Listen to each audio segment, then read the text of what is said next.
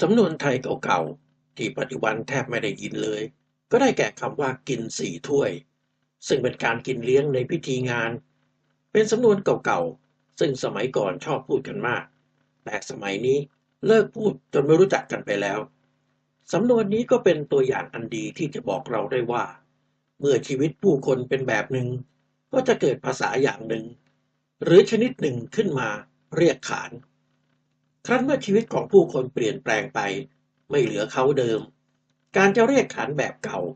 ย่อมทำให้ไม่เข้าใจกันคำต่างๆเหล่านี้จึงต้องสูญหายไปแต่สำนวนกินสี่ถ้วยนี้อยากบันทึกเอาไว้ก็เพราะมันสะท้อนให้เห็นรูปแบบของชีวิตคนไทยสมัยหนึ่งได้เป็นอย่างดีสำนวนนี้สมัยก่อนจะถามกันว่าไปกินสี่ถ้วยที่ไหนมาซึ่งก็แปลได้ว่าไปกินเลี้ยงในงานอะไร หรือไปกินเลี้ยงที่ไหนมานั่นเองสำหรับการกินเลี้ยงในสมัยก่อนนั้นที่ถือเป็นงานใหญ่นั้นเมื่อเสร็จอาหารคาวเรียบร้อยแล้วพอถึงตอนรับประทานอาหารหวานเขาจะเสิร์ฟของหวาน4อย่างซึ่งก็มีทั้งกินกับน้ำเชื่อมและกินกับน้ำกะทิสำหรับของหวานที่กินกับน้ำกะทิก็มีแมงลักลอดช่องข้าวเหนียวข้าวตอก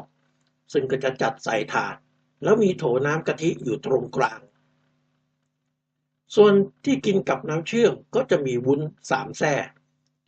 ข้าวต้มน้ำวุ้นและก็สาคูก็จะใส่ถ้วยวางมาในถาดมีโถน้ำเชื่อมตั้งกลางมาเช่นเดียวกันของ4อย่างยังมีการเรียกชื่อเล่นๆอีกว่าไข่กบนกปล่อยนางลอยอ้ายตื้อ